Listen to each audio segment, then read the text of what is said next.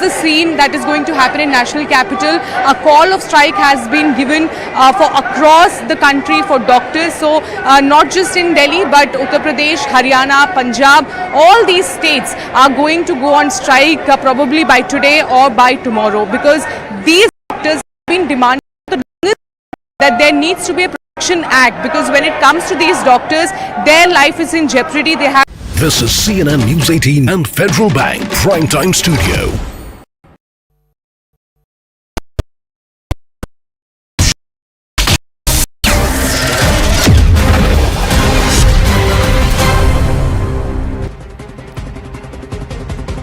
Namaste, Jai Hind and welcome to this edition of The Right Stand. I'm Anand Narasimhan coming to you live from the CNN News 18 and Federal Bank Primetime Studios. First up, ladies and gentlemen, Bharat's domestic food market was set to grow by over 47% to US dollar 1,274 billion by 2027, driven by innovative startups. The report released at the CII Food Pro 2024 highlighted the potential of southern states, with Tamil Nadu leading in exports. The Ministry of Corporate Affairs data reveals that, reflecting the favorable business climate in the country, the number of new company and LLP incorporations has also increased by nearly 5% so far this fiscal year, reaching 91,578 compared to 87,379 previously.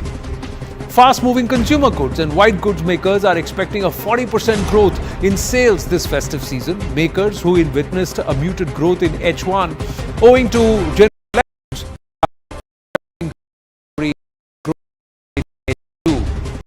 and of course we're counting down to the Independence Day. Har Ghar Tiranga campaign is awash on the streets of Surat, ladies and gentlemen. Prime Minister Narendra Modi taking to X to tweet about the campaign, lauding the spirit of Surat. Have a look at these visuals.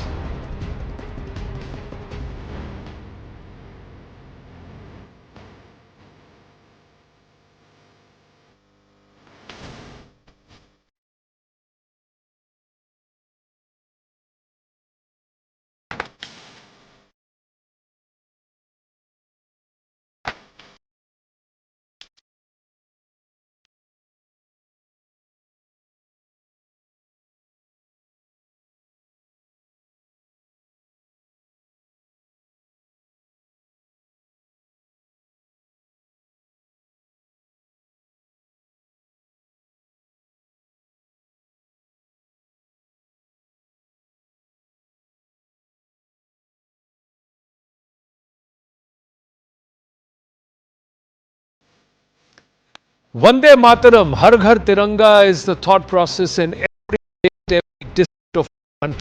Everyone's proud of Tiranga. As we set up this story and the discussion, we need to watch out what's happening in the region, what's happening within our own country, and are those entities who have created trouble and enforced or enacted change in Sri Lanka, in Afghanistan, and in Maldives, and of course in Nepal, in Bangladesh, all around us, they are orchestrating changes. Are they also trying to create situations of anarchy and also breaking India? Are these forces stronger than ever, or perhaps more buoyant than ever, given what they've been able to orchestrate in the neighborhood? Let's try and understand where all in our country, we all have the map of Bharat in our head. We are all very clear where our map is. Now let's try and see from top to bottom where all we have issues. Jammu and Kashmir, Pakistan is pushing terrorists to destabilize the situation. In West Bengal, Assam, Tripura, Meghalaya, Mizoram, Manipur, there is infiltration along the borders with Bangladesh. There is infiltration that is happening from Myanmar, and there are entities which are at work to try and create a sort of sense of alienation to Bharat and Bharatiyata. Punjab, there is Pakistan smuggling arms and drugs via drones. There is this entire push, re-energized or reinvigorated forces, the K extremists, the Khalistani forces. So there is K2, Kashmir and Khalistan at work. Rajasthan is the main entry point for narcotics gangs operating out of Pakistan. Gujarat, Pakistan is using boats to smuggle drugs into Bharat, and there is a sense of thrust that's happening in those ports, trying to make them very, very vulnerable in that region. In Tamil Nadu, an ISIS member linked with Lanka bombings was recently held. There were Coimbatore blasts that happened. You see, at all corners of our country, ladies and gentlemen, there is an effort to try and create sense of strife, sense of trouble, problems, and of course we know what a lot of these troubles, a lot of these protests, how they're being orchestrated. Let's look at Bangladesh and the game that's happening and what is happening in Bangladesh. There are two thought processes and perhaps there are two forces who are opposed and polarized in themselves, and they have been at loggerheads with each other for a while, and somewhere is Bharat sandwiched, and what are we going to do about it? And are there elements within our own country who are working at one of these forces or either of these forces? It's much bigger than what is actually visible, ladies and gentlemen. Two forces are working on this entire Tukde Tukde plan in this entire subcontinent, and also we are going to be affected, that is Bharat. This game is being played at a very large scale and visible on the ground that Hindus are being attacked. But these attacks are perhaps a smaller part of a much larger game. Group of fundamentalists involved even in the government of Bangladesh in the past and currently are hatching a dangerous conspiracy to create a Sharia state which includes portions of many states of Bharat. The thought process is of a Bangalistan. News 18 India, our partner, has revealed the conspiracy of Bangladesh's fundamentalist organization, the Jamaat-e-Islami, along with certain entities who have now got political roots, crossing the border and spreading into the neighboring nations. Intelligence agencies have now received such inputs from Bangladesh, after which many states of Bharat, there is a fresh threat looming. And according to intel sources, Bangladesh's fundamentalist organizations, Jamaat-e-Islami Bangladesh and the Hifazat-e-Islam, have prepared a blueprint for a fresh conspiracy, and under this conspiracy, plans are being made to implement a Sharia state, including portions of West Bengal, Jharkhand, Bihar and Myanmar. And under this, messages are also being sent on social media that this is what we have to look at, a greater Bangladesh or a Bangalistan. According to input received by security agencies, this conspiracy is being hatched under the patronage of Abdul Fayaz Khalid Hussain, the Minister of Religious Affairs in the current interim government of Bangladesh. This is what News 18 India reports.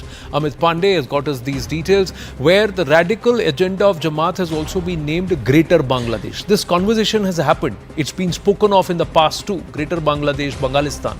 Its objective of creating Sharia state in Bengali-speaking areas along the lines of the Afghan Taliban, where they want to integrate territory which are common speaking, common religion, and will be equally far more radicalized and fundamental. So from Myanmar all the way to Jharkhand, in your head you can see the map and you can see what is being orchestrated or what is the larger objective. Meanwhile, there is the counter force. This is what was alleged, as intel sources said. Sheikh Hasina has alleged in the past the role of the US and the West in her ouster, and claimed she was ousted from power because she did not hand over the St. Martin Island to America. A claim rejected by her son. But intel sources has confirmed to us here at CNN News 18 via Security Affairs editor Manoj Kumar Gupta that this was one of the factors. One part of land belongs to Bangladesh, that is the Chattogram area. Second part belongs to Myanmar, the Kuki-Chin area. And the third part is northeast of Bharat, especially the state of Mizoram.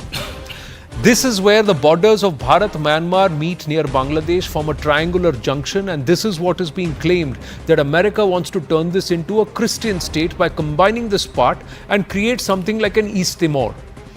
Now, these three nations include the Kuki-Chin area of Myanmar, Chittagong area of Bangladesh and Mizoram area of Bharat. Sheikh Hasina feared that America could create a Christian state here on religious grounds because the Kuki-Chin rebels were helping the Christian rebels. To promote them, Myanmar is fighting with the army. Kuki-Chin province of Myanmar, Chittagong hill tracts of Bangladesh, Mizoram, all of this can be put together. More than 1 million Chin live in Myanmar. And these numbers are very, very strong. Along with this, there is a claim to this entire St. Martin Island. And the St. Martin Island is important. A 3 square kilometer small island, which is the gateway into the Straits of Malacca, allows the US to form an air base with which they can train their guns on Bharat, on China, and this entire region, south of Asia, that includes Myanmar, Vietnam, Laos, and all of these countries. In the meantime, there's a Bangladeshi journalist who has made a startling allegation. He has alleged that one of our leaders within our political parties, the current LOP, Rahul Gandhi, has been named by this journalist. Nishikant Dubey of the BJP raised this issue earlier. Listen in.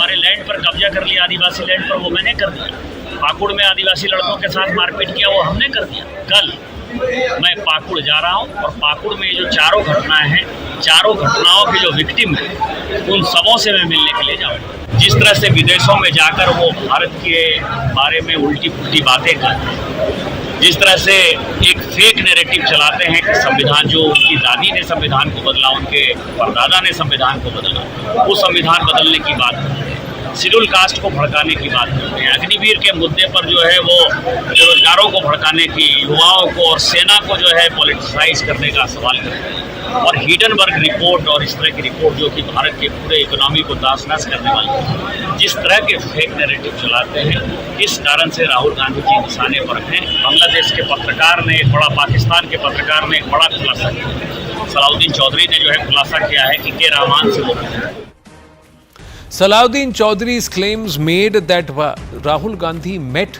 with a top BNP leader. BNP is Khaleda Zia's party, the opposition in Bangladesh, who currently wield a lot of influence, and they are hand in gloves with these radical elements. And the fact that Mr. Rahul Gandhi is very, very happy that there is a takhta palat or regime change that's been orchestrated in Bangladesh, thinking that similar anarchy, similar mobocracy can be created and there can be a regime change affected in Bharat. Pradeep Bhandari, national spokesperson of the BJP with us, Kamru Chaudhary, political analyst with us, Abhijit Iyer Mitra, senior fellow IPCS, and Pandit Satish Sharma with us. My namaste and Jai Hind to everybody. We've tried to piece together and put in about 5-7 minutes. Thank you for your patience, gentlemen, and a huge greater conspiracy, looking at this whole thing from a 30,000 feet perspective rather than just what's happening on ground. Now, do you agree, disagree that there are forces within our country who may be hand in glove with this entire plot of anarchy and mayhem? Abhijit Iyer Mitra. Let me put it to you this way, Anand. Just this month, we've had terror attacks in Kashmir. Okay. We've had economic attacks just in the last 3-4 days in terms of the Hindenburg report. Then we've had social attacks in terms of the caste census and whatnot have you, in order to restoke the social consensus out here. Now, are you really telling me this isn't part of a concerted attack where a friendly government in our neighborhood is overthrown, much to the delight of a few parties within India? ये attack नहीं है तो क्या है? If this isn't coordination, what is? All of this can't be happening at the same time, right? It can't be that Mohammad Muizu decides to take us all on at one shot. The Bangladeshis decide. Mohammad Yunus has made a statement saying that as long as Sheikh Hasina stays in Delhi, negotiations with India will be difficult. The first action of the Bangladesh government, incidentally, is not to curb the violence against Hindus in Bangladesh.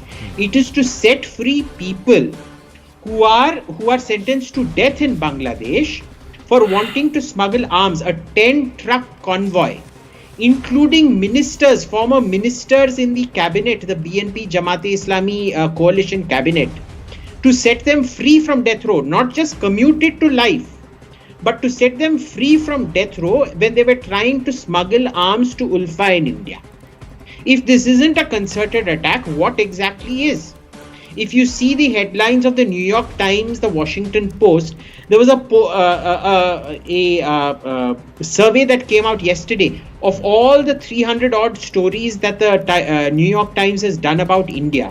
Not one was positive. 90% were negative. About 9% were neutral, and that was it. Not one positive story. If you aren't facing a multi-pronged, multifaceted attack, I don't know what a multi-pronged, multifaceted attack looks like. Kamru Chaudhary? Yeah, Anand, basically the narrative that you are trying to build out here, or the ecosystem is trying to build out here, is that the Gandhi Parivar or the Congress party is hand in gloves of all those forces who are inimical to the idea of an India, a independent and a strong India, economic superpower that is India. That is the narrative that you want to build up. But I am sorry, that person, the Gandhi Parivar, has lost two of their own to terrorist attacks.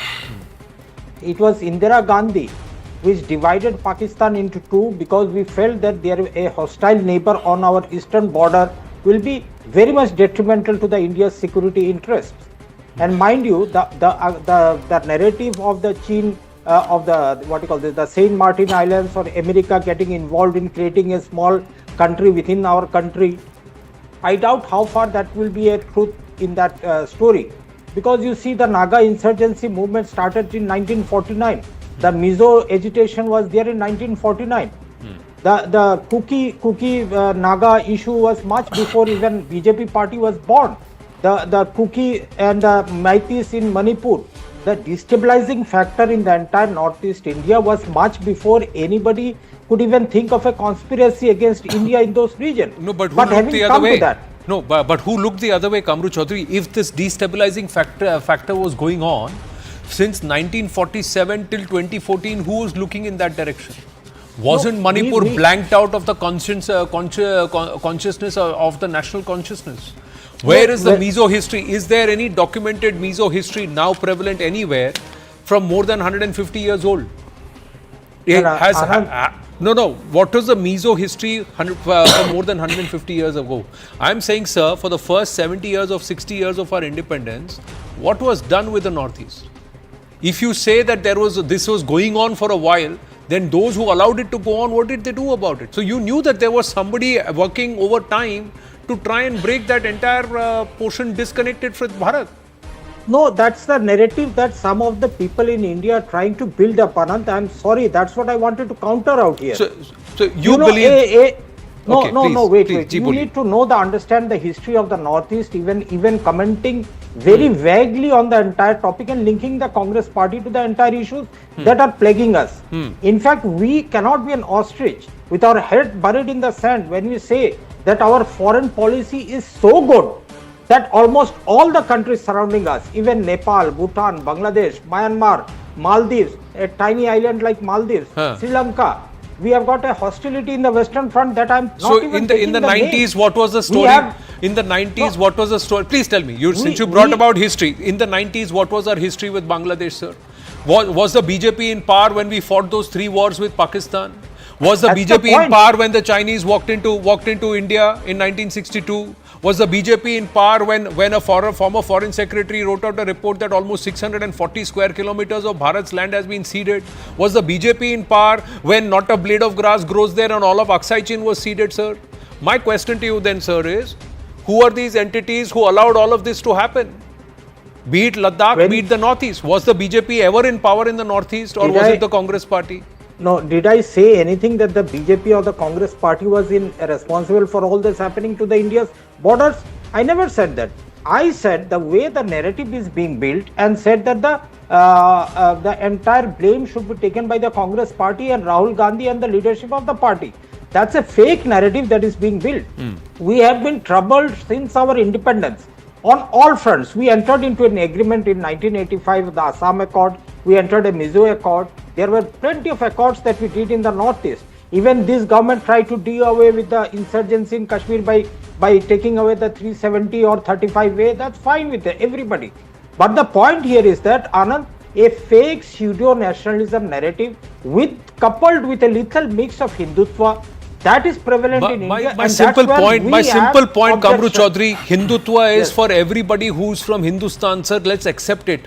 Anybody and everybody who believes Bharat is their country.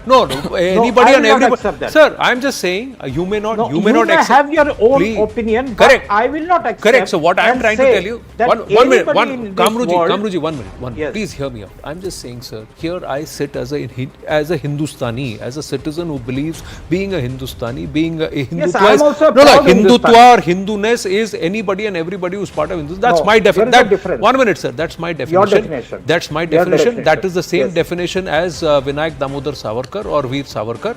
That's the same definition that I'm following. That definition was outlined more than 100 years ago in 2021 in his essay that he wrote about Hindu and Hindutva. I am saying I still embrace that essay. What I am trying to tell you is, I don't care who's in power, sir.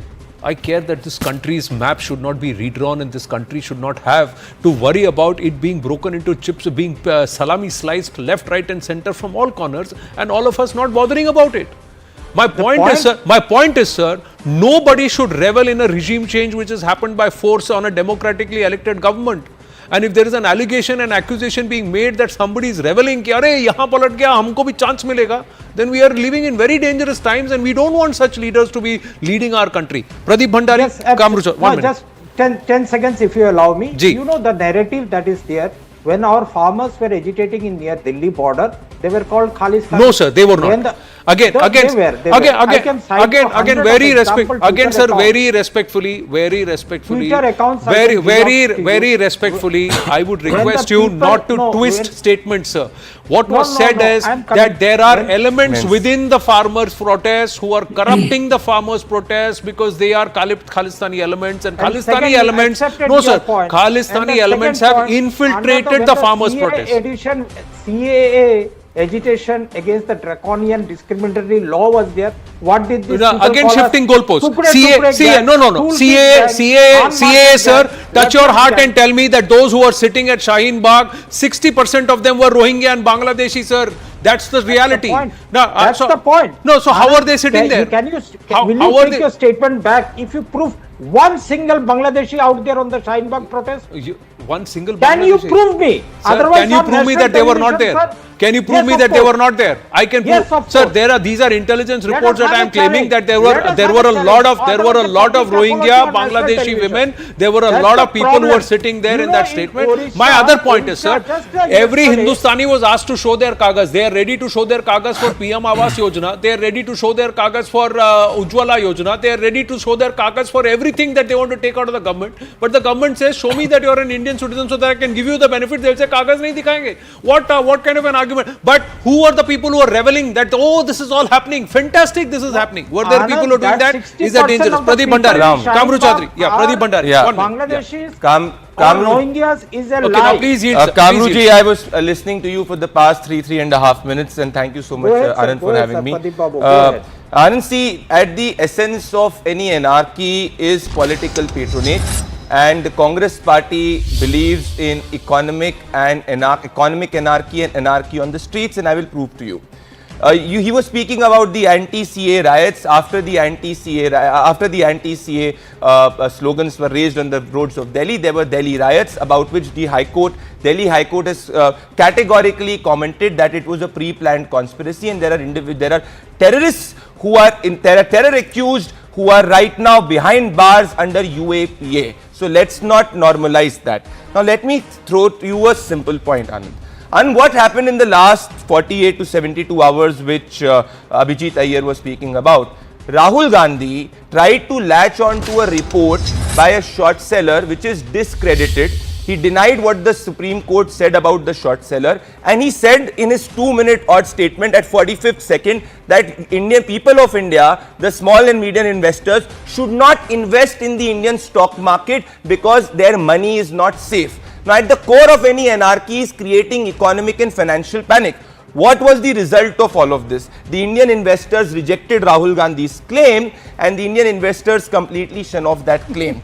However, this is not for the first time that Rahul Gandhi tried to create that anarchy. He tried to do the same thing with the HAL. The result is the HAL is in profit. He tried to do the same thing with LIC. LIC is in profit, with SBI, all of it. So at one core is the Congress party which believes in economic anarchy, and the other hand is the Congress party which believes in instability. Salman Khurshid is not making this statement for the first time, Anand. If you remember, during the CA riots, he was the same man who went to a 3-year-old child and asked this child to raise Azadi slogans. He is the same man who in the past also said that Muslims in India are not safe. Rahul Gandhi for the first time does not have links with the foreign powers. If you remember, in 7th March 2023, that is before the Indian elections, what does he go on his foreign trip and say? Why is the United States of America and Europe looking the other way, who claim themselves to be defenders of democracy? Why are they oblivious to what is happening in India? The people of India across sections rejected Rahul Gandhi, saying that why are you asking for foreign intervention inside our democracy?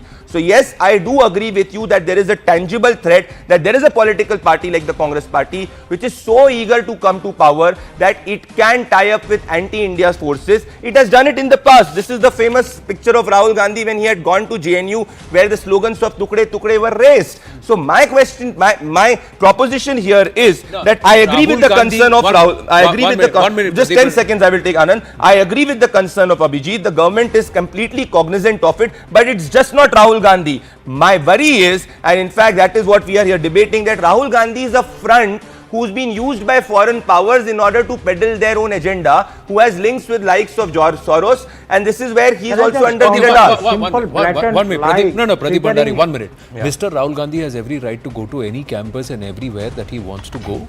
That does not, so him going to JNU is not a big deal. At the time when Tukde Tukde Nare were raised? Was it raised during when he was at he went after that? No. So he was patronizing it? No. How can he be patronizing? He did not. He's the guy who was involved with it. The official representative of the Congress party. One minute, Pradeep Bhandari. Yeah, one can criticize Mr. Rahul Gandhi for whatever position he takes, but don't try and allude to him when he is not. He's never come out and said that Tukde Tukde gang. And I agree with somebody who says Tukde Tukde. He may have given a platform to somebody who's taken on Prime Minister Narendra Modi and the BJP. He has never openly said. He has never openly said that he wants Tukde Tukde Bharat. But my question. No. Just 10 seconds. My question. My patronized individuals. No. Who believe in that One minute. What has the BJP done in the last 10 years? Please tell me. The BJP did not know what's going around in the neighborhood. The BJP did not know that there is trouble with Sheikh Hasina and in Bangladesh. The BJP did not know that we got to secure our borders. The BJP did not do anything. What did the BJP? You had an exchange of enclaves with Bangladesh. What did you do? Why did you have 5 years? You say that Manipur was peaceful. Why didn't you seal the borders there? What happened? You didn't see that there is cookie kitchen trouble that is happening there. What have you done to seal the borders? We've got 6,000 kilometers of borders still open. So what have you done to seal them? Now allow me a rebuttal. What has the BJP done? Okay, so Anand, on the part of the Northeast, I'm just quoting you a data point that the peace and security in Northeast is much better than what it was during the time of UPA. 76% is the reduction in incidents of violence, which is there. That's a hard fact which I'm quoting. So yes, the situation right now in Northeast is much better than what it was during the time of the UPA. You've raised a valid concern. That's a concern and acknowledge that. Now coming to the point of the Bangladesh, you and I and all of us are aware that Bangladesh is a friendly neighbor. Now there is an unprecedented situation which is evolved. Were you able to stop illegal infiltration? Were you able to convince Bangladesh to take back those who have illegally entered Bharat? What are you going to do about the nearly 4 crore, as per the official estimates of experts, of illegals who are there in Bharat without proper papers? What have you been able to do? You've not been able to even put out the rules notification for CAA. You brought CAA back in 2019. It was passed in Parliament in 2020. The rules notification happened just on the cusp of elections. And you what? For figure eight, where inducted 3 people and gave them citizenship. That was the point. You didn't even realize that 31st of December 2014 is a wrong date. That date needs to change. Anand, my point is, sir, sir, Anand, on the part, playing politics is easy. Anand, this is the only government which has brought CA. If you remember, when the Bharatiya Janata Party brought CA, there was in the Indian party, there were parties in this party, there were parties who were trying to use it in order to instigate minorities in this country. We are committed to CA. We are committed to CA. We've implemented it, and it's a pattern process. That's lip service. It's lip service because there are still about 40,000. We've not rolled back CA, right? Have we rolled back? You have not even implemented it. The rules notification happened 5 years later. Let's not argue on this. I'll tell you, there are nearly 40 to 50,000 families who have fled from West Pakistan. They're all sitting in Jaipur and Jodhpur, and it's the local collectorate who are now going to give them citizenship because they've already passed 10 years or 11 years living in penury and absolute. Yes, so you accept they were living in misery at the time of the UPA. No, you did not do the notification. You walked them down a garden path and you didn't do it. If you very well remember, the Home Minister had said that Bengal, you had a situation, you had a robust internal security, border security is the government's job, and the government has done very well. You can blame the opposition for everything. Last 10 years you've been in power. But we need to accept the reality that the Home Minister has made a statement on the floor of the House that just 10 seconds that there are 2 years of COVID. This is where it was delayed. After that, it is this government which has brought in the rules. It is this 2 years. This is this government which has brought in the rules. It is this government. I'll tell you what. No. Only have hope from the Bharatiya Janata Party. It's not about hope. I acknowledge that we are implementing it. Don't worry about it. Sir, this 242 is a reminder that if you don't stay on your path, and if you corrupt your path, and if you don't walk the talk, and if you don't deliver, then the voter will also take away that invincibility that it gave you, and it will make you vulnerable. It's a message, sir. I just very humbly hope everybody listen. 1 minute. Pandit Satish Sharma, before we move on to the next subject, and I'll bring that in also. about what's happening to Hindus in Bangladesh. But yes, Pandit Satish Sharma, on this entire plan of anarchy and Tukde Tukde of Bharat. It's actually there in front of us for anybody who cares to have a serious scrutiny of what's going on.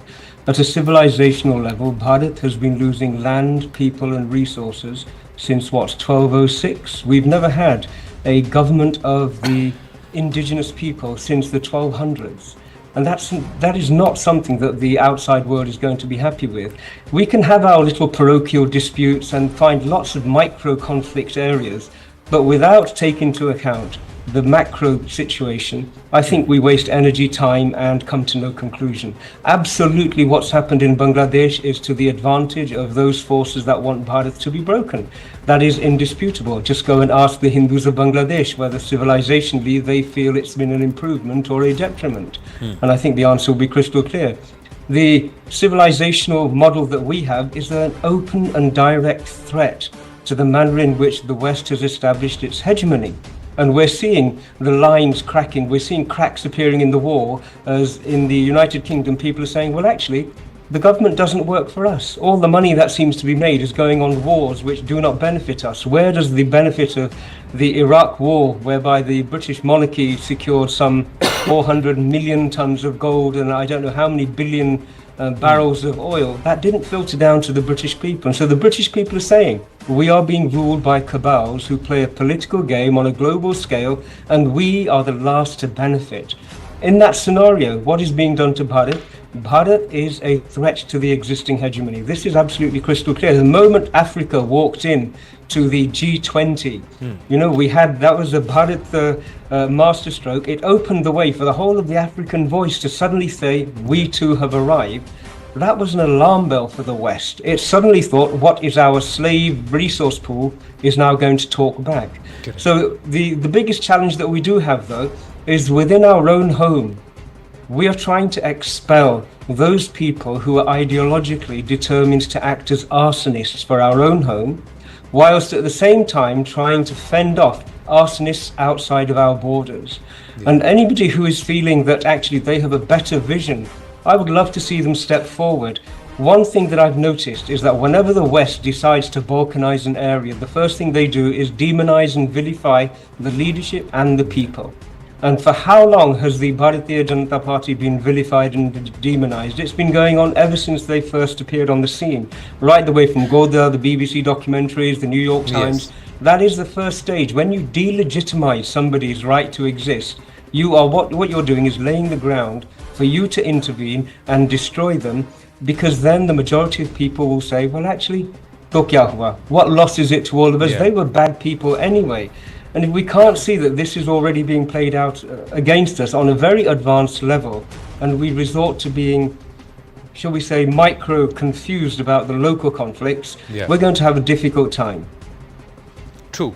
Meanwhile, the plight of Hindus in Bangladesh is also a grim reminder. You put that out beautifully, Pandit Satish Sharma. So just quickly bringing and taking this conversation forward with our guests, the other angle of the Hindu attacks on the minorities, largely Hindu in Bangladesh, they still continue. Tensions that have plagued the subcontinent since partition in 1947. Bangladesh Hindu Buddhist Christian Unity Council have highlighted the violent attacks against minorities in Bangladesh. They claim minorities have faced 205 attacks in 52 districts after the fall of Sheikh Hasina government. Many desperate to escape the violence, mayhem and arson that has engulfed Bangladesh. The violence and attacks on Hindus in Bangladesh has raised alarms. Protests erupting in US, UK, Canada, calling for the safety of Hindus. Hindu community will meet the Chief Advisor Dr. Mohammad Yunus on Tuesday. And amid these rising attacks, authors and academicians have written to the central government highlighting the attacks. A pattern of targeted violence against Hindus, idols, temples destroyed across Bangladesh. Hindus endured repeated waves of persecution. They have written 2.5 million Hindus have been murdered since 1971. This data being quoted. Ongoing and systematic pogrom against Hindus. A Pakistani scholar has called it drip genocide. Amish Tripathi, the author, one of the signatories to this letter, mentioned this to us here at CNN News 18. Over 3,600 attacks on Hindus in Bangladesh since 2013. Authors and academicians calling for the parliament to push for humanitarian aid for those fleeing persecution. But the challenge is, how many do we let in and how do we check them? And can we really get it? Because will the local population, the natives of the states of our country, allow these into their own area because they themselves are pressed? So, pass a unanimous resolution is one demand. Demand 2 is condemn a wave of communal violence. 3 is collaborate with international bodies. 4th demand is provide humanitarian aid and asylum options. Let's go back to our guests, Abhijit Iyer Mitra and Pandit Satish Sharma. We are in a situation where Hindus across the world are speaking up. There are also those senators, non-Hindus who are speaking up, leaders, politicians have taken note. But there's a large ecosystem that is woken up finally after being goaded and embarrassed, Abhijit Iyer Mitra. I don't think they've woken up, Anand. They're particularly shameless people who will flip-flop as and when it suits them. Do you remember, this is the same parties that were saying allow the Rohingyas in, allow the Rohingyas in, that did not want the CAA to be enacted, CAA, NRC to be enacted at all. And now that you see in your face undeniable attacks on Hindus happening, they then ask, oh, well, why did you stop it off at 2014? You know, if you have this kind of in your face hypocrisy and going out of your way specifically to harm Hindus, then there's nothing you can do. These people will flip-flop over and over and over again. There is no accounting for them, you see. And they will continue with their lives. There's nothing we can do about it. Unfortunately, that's the sad reality of it. Pandit Satish Sharma? If we had already developed the maturity of a cohesive view of our civilization, we would be adopting something a bit more robust. I would have liked to have seen perhaps the Indian armed forces create a safe haven in the north of Bangladesh. It was absolutely justified. It's still justified. And if this action were to be taken under these circumstances with global condemnation from the diaspora, but also from allied civilizational voices, the Jewish community and other communities, I think that we could have actually justified the intervention. At least that way we would have saved lives, we would have saved civilizational assets, and hopefully even the locations in the north where we do have a prominent and established Hindu community, that would have been saved. I think at this time though, jo karta wohi bhatta, the first mover's advantage and justifying it afterwards is the way in which the international world order now works. In the past we were not robust enough to act in that manner, but now we are.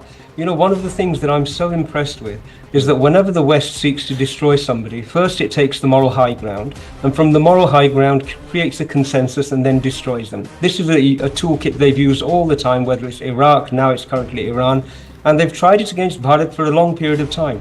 And if there's one thing that Prime Minister Modi ji cannot be faulted for, he has single-handedly pretty much dismantled the attempts to create that sort of anti-Indian narrative which would justify intervention, and done it to such a degree that were we then to step in and try and protect our brethren, our civilizational brethren, we would actually get a great deal of support from the African nations and other nations as well.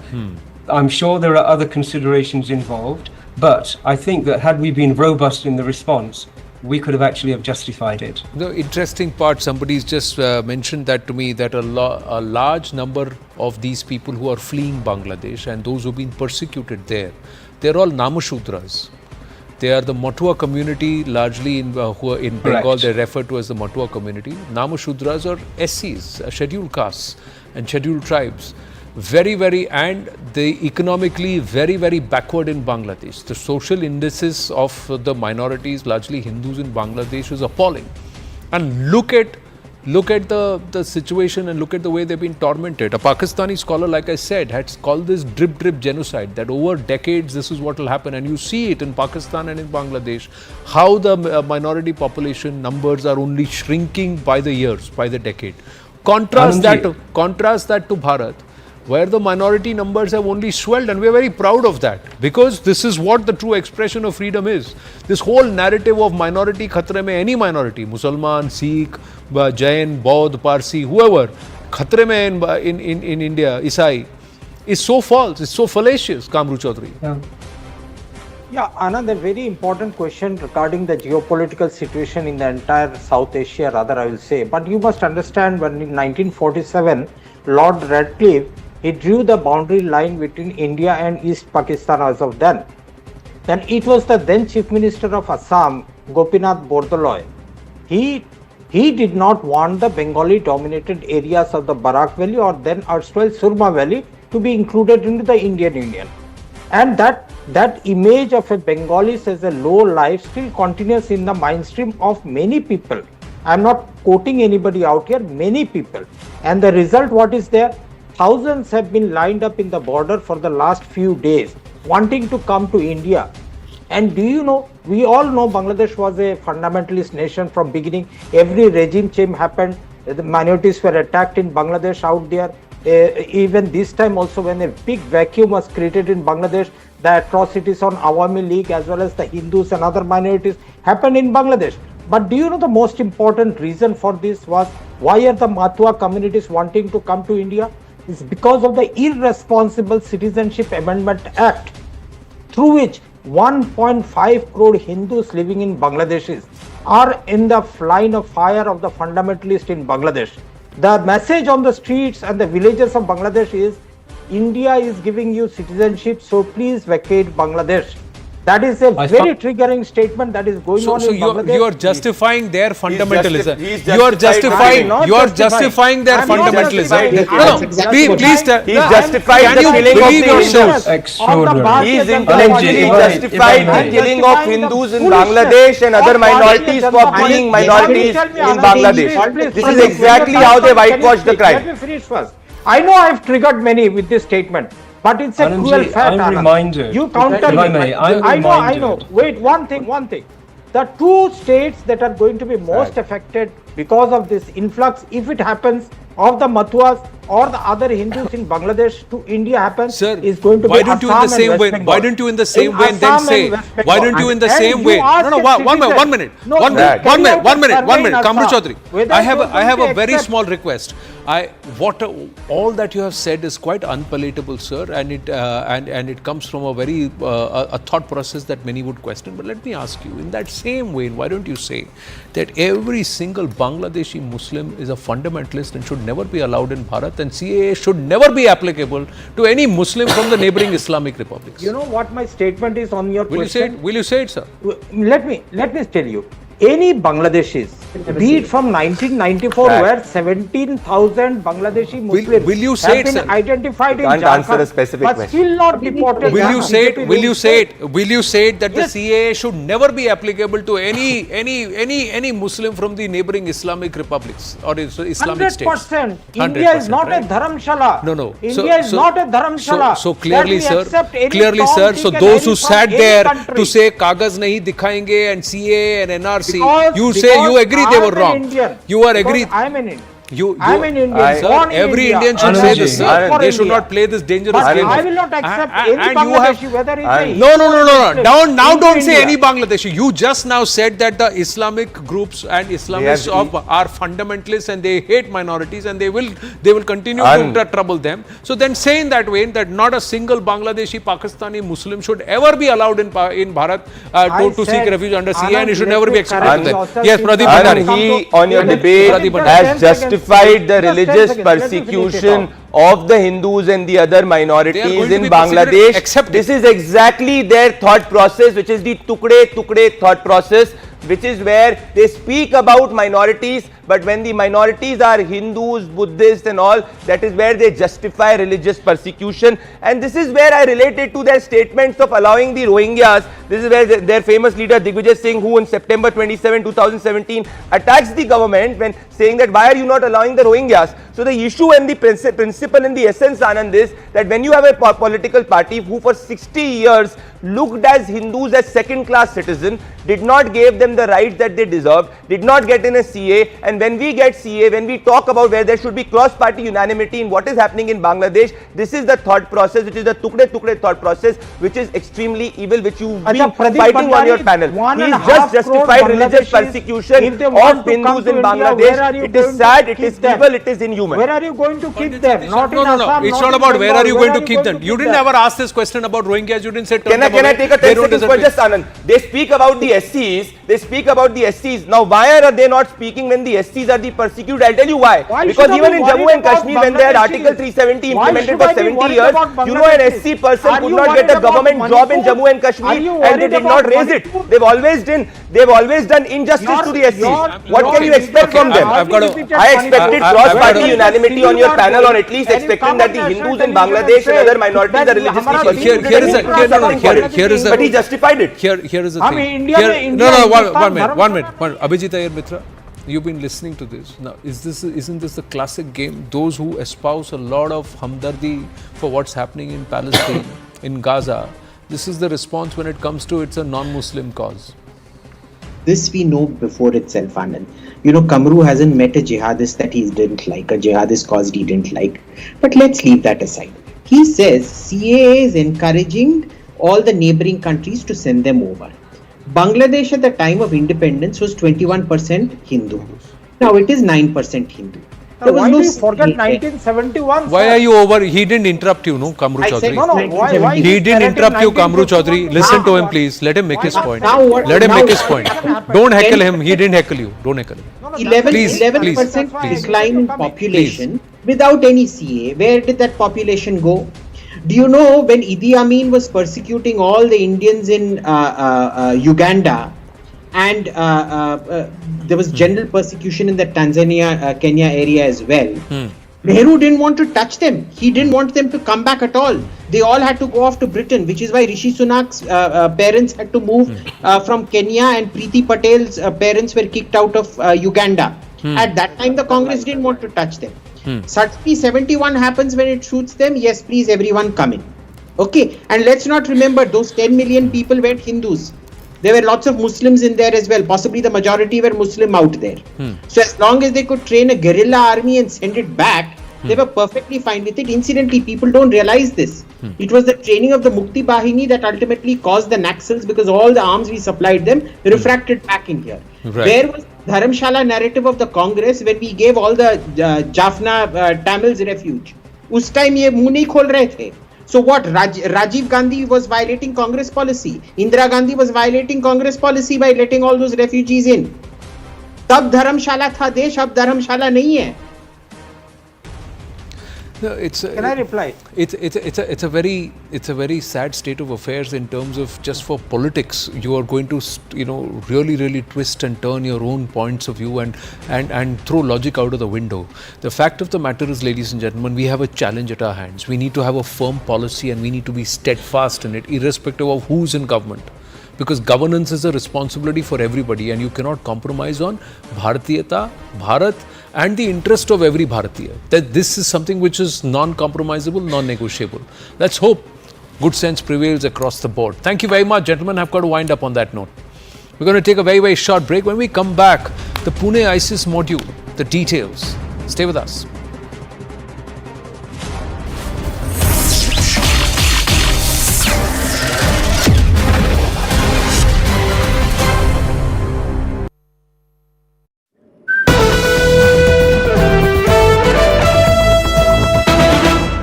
भाई मैंने भी इस बार SIP करके mutual fund में पैसे डाले।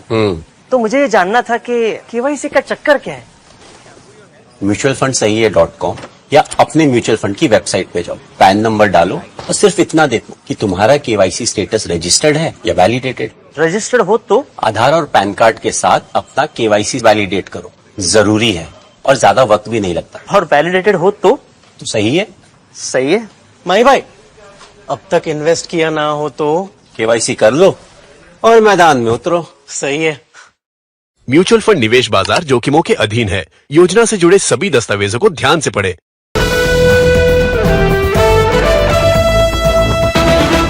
You can see behind me, these are the resident doctors of Ram Manohar Lohia Hospital in the national capital, who are in fact sitting on infinite strike, and they are in fact demanding justice as far as the victim is concerned, and also compensation to the victim's family. We'll speak to some of them who have in fact gathered here.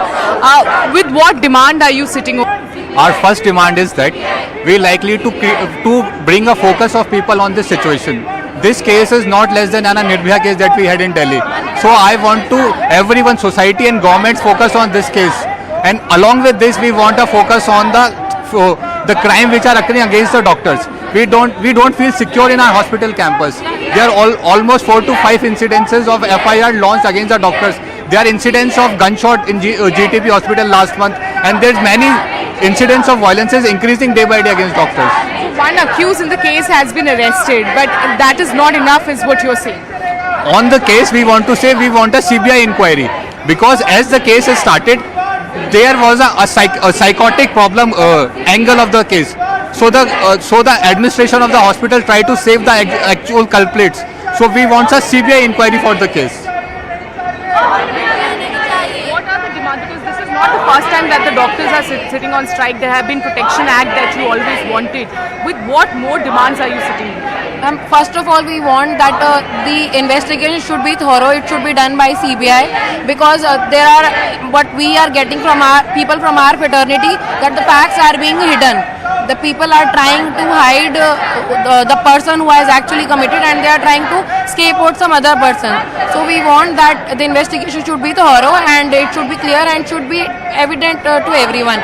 Second, we want that the protection should be applied throughout the country, because there are numerous episodes against violence against the doctors, which have been reported in the past too many times, but no action has been taken so far. But now this time it has increased to this extent कि वो rape तक चला गया है. तो अगर अभी भी हम लोग अपने डॉक्टर्स के अगेंस्ट कोई स्टेप नहीं लेंगे, तो what else do we want? So this is one thing we want. So we all are looking for Central Protection Act, that the doctors, the saviors should be saved. And we should not sit like this to ask for protection against women. We are serving the society. We do not want you to plead to ask for justice for us. So these are some of the voices that are coming in from the protest side. You can see the kind of posters with which they are sitting here. Violence against doctor ends today. We want justice. Justice delayed is justice denied. So you can see rape, murder of an on-duty doctor. This is not acceptable. With these demands, you can see how the number of resident doctors are in fact sitting on strike here. Now, this is not just the scene that is going to happen in National Capital. A call of strike has been given for across the country for doctors. So, not just in Delhi, but Uttar Pradesh, Haryana, Punjab, all these states are going to go on strike probably by today or by tomorrow, because these doctors have been demanding for the longest time that there needs to be a Protection Act, because when it comes to these doctors, their life is in jeopardy. There have been instances where they have been attacked by the victim's family, and now a doctor herself has been brutally raped and murdered. So a justice need to be given, a proper act, proper rule needs to be implemented on ground is the demand.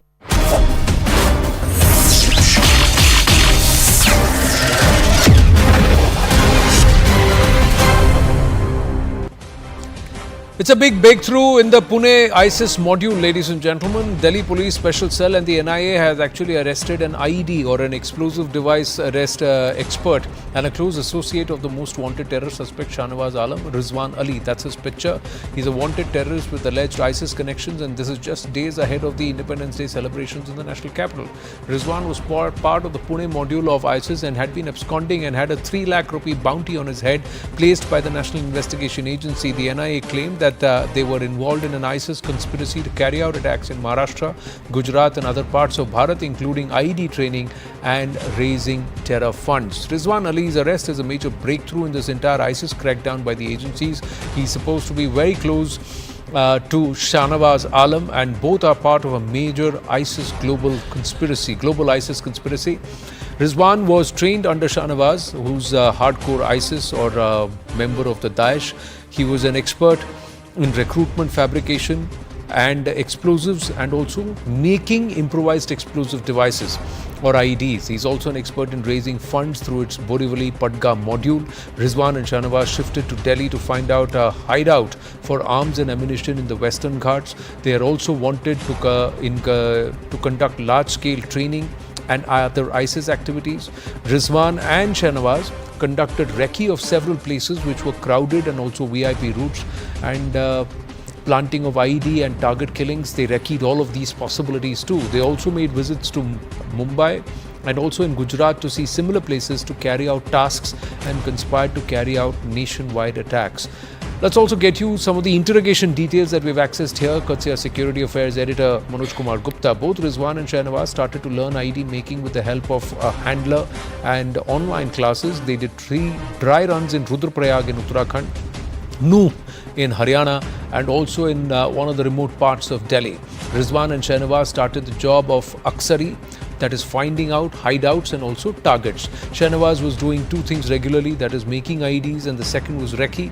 After the group got bust in Pune, they fled from Maharashtra, came over to Delhi and were trying to hide here. Shahnawaz, during his earlier stay in Delhi, was in touch with the Aligarh Muslim University group, one of the groups from the AMU. After this, 3 type of groups were operating, one in Pune, one in Aligarh, one in Delhi. Their idea was to kill Hindu leaders, Jews, and also public in large areas where public would crowd. Now, possibly, Pakistan-based handlers were also behind this, but viewers, this is only an assessment and it's not yet been concluded yet whether or not they were in touch with handlers from Pakistan. But clearly, they were ISIS-inspired, diabolical, highly trained, motivated, and this is a big success for the agencies ahead of the Independence Day celebrations. With that, we call it a wrap on this edition of The Right Stand. Brass Tacks with Zaka Jacob up next. Stay with us.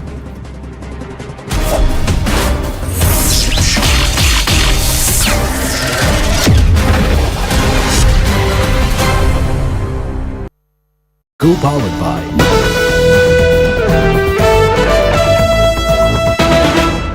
माई भाई, मैंने भी इस बार SIP करके mutual fund में पैसे डाल, तो मुझे ये जानना था कि KYC का चक्कर क्या है। म्यूचुअल फंड सही है .com या म्यूचुअल फंड की वेबसाइट डालो,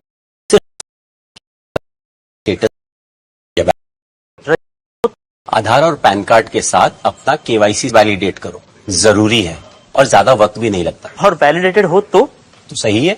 सही है माई भाई, अब तक इन्वेस्ट किया ना हो तो KYC कर लो, मैदान हो तो सही है। फंड निवेश बाजार जोखिमों के अधीन है। योजना से जुड़े सभी दस्तावेजों को ध्यान से पढ़ें।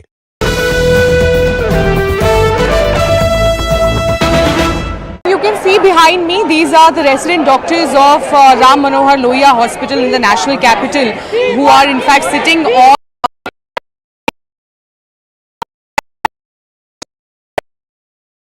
and also compensation to the victim's family. We'll speak to some of them who have in fact gathered here. With what demand are you sitting on? Our first demand is that we likely to bring a focus of people on this situation. This case is not less than an Nirbhaya case that we had in Delhi. So I want to everyone, society and governments, focus on this case. And along with this, we want a focus on the crime which are occurring against the doctors. We don't feel secure in our hospital campus. There are almost 4 to 5 incidences of FIR launched against the doctors.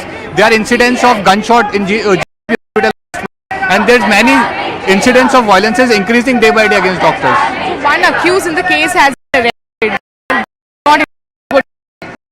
On the case, we want to say we want a CBI inquiry, because as the case has started, there was a psychotic problem angle of the case.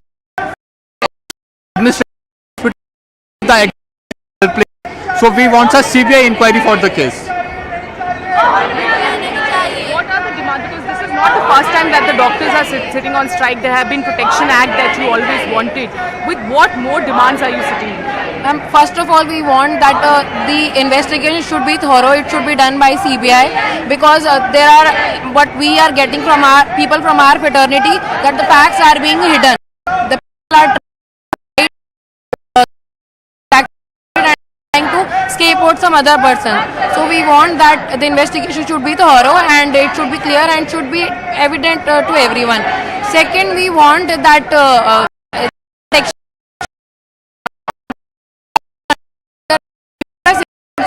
against violence against the doctors, which have been reported in the past too many times, but no action has been taken so far. But now this time it has increased to this extent कि वो rape तक चला गया है.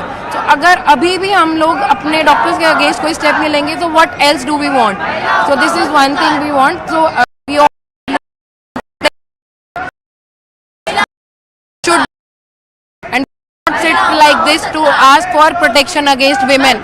We are serving the society. We do not want you plead to ask for justice for us. So these are some of the voices that are coming in from the protest side. You can see the kind of posters with which they are sitting here. Violence against doctor ends today. We want justice. Justice delayed is justice denied. So you can see rape, murder of an on-duty doctor. This is not acceptable.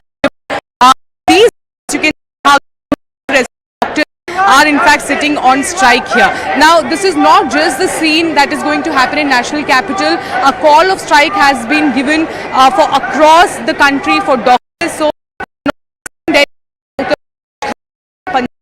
all these states are going to go on strike probably by today or by tomorrow, because these doctors have been demanding for the longest time that there needs to be a protection act, because when it comes to these doctors, their life is in jeopardy. There have been instances where they have been attacked by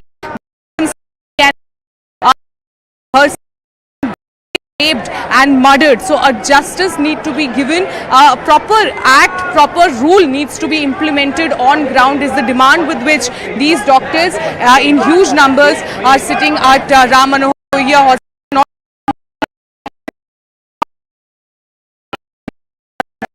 Across Delhi, the resident doctors are going to demand justice and are going to be sitting on strike starting today. Well, but obviously the elective services are going to get affected because mostly the resident doctors. This is CNN News 18 and Federal Bank Primetime Studio.